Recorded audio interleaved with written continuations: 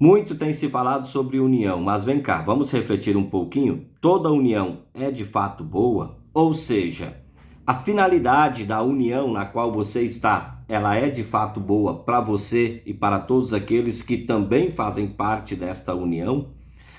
Gênesis capítulo 11 narra a história da Torre de Babel.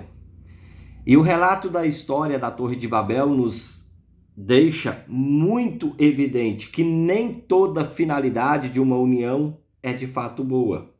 Existem algumas finalidades nas uniões que são ruins, que destroem e que muitas vezes acabam nos retirando dos planos do próprio Deus.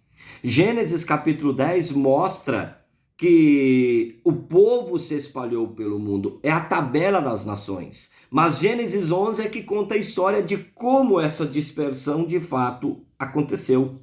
Nimrod, filho de Cã, neto de Noé, teve a iniciativa de construir a cidade.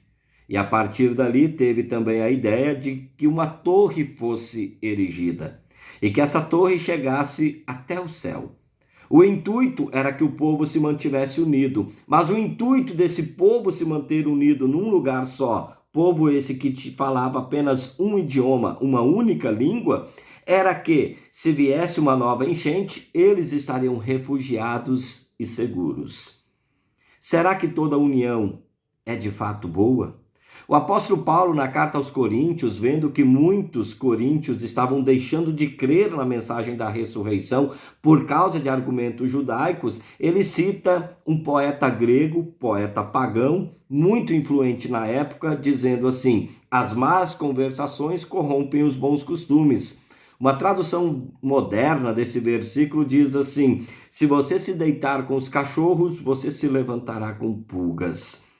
Paulo faz essa citação para dizer que muitas conversas até parecem ser boas, muitas uniões até parecem ser agradáveis. Todavia, muitas conversas e algumas uniões acabam contaminando outros com argumentos que até parecem ser argumentos legítimos e válidos, mas que estão distorcendo a verdade e corrompendo os bons costumes. A Torre de Babel começou com uma bela teoria. A tese era boa, mas era algo contrário à vontade de Deus. Deus queria que o povo se dispersasse pela terra e aumentasse em número. Será que toda união é realmente boa? Vamos pensar nos jovens. Aqueles jovens que, por causa de más influências, caíram em algum vício e agora esse vício, além de destruir a vida desse jovem, destrói também toda a convivência familiar. E quantas pessoas que, por causa de argumentos que aparentemente parecem ser bons, mas infelizmente abandonaram a igreja cristã. E o que dizer da união nas seitas? Uma união má precisa ser rompida. E em Babel, a união foi rompida pelo próprio Deus. A união em si não era má, não é má. Mas a finalidade da união, essa pode ser prejudicial. Quando Deus quer fazer prevalecer os seus planos, não há carruagem, não há muro, não há mar e não há torre que o impeça. A Torre de Babel, na verdade, foi uma unidade contrária ao conselho de Deus. E Deus, por muitas vezes, ele tolera os planos maus e ímpios, mas dentro da medida e do limite de Deus. Deus não é indiferente, Deus também não é nenhum desinteressado dessas situações. Como diz o texto de Gênesis capítulo 11, então o Senhor desceu para ver a cidade e a torre, ou seja, não há nada desconhecido aos olhos de Deus. A causa do dilúvio e também a causa da Torre de Babel são os mesmos, o pecado.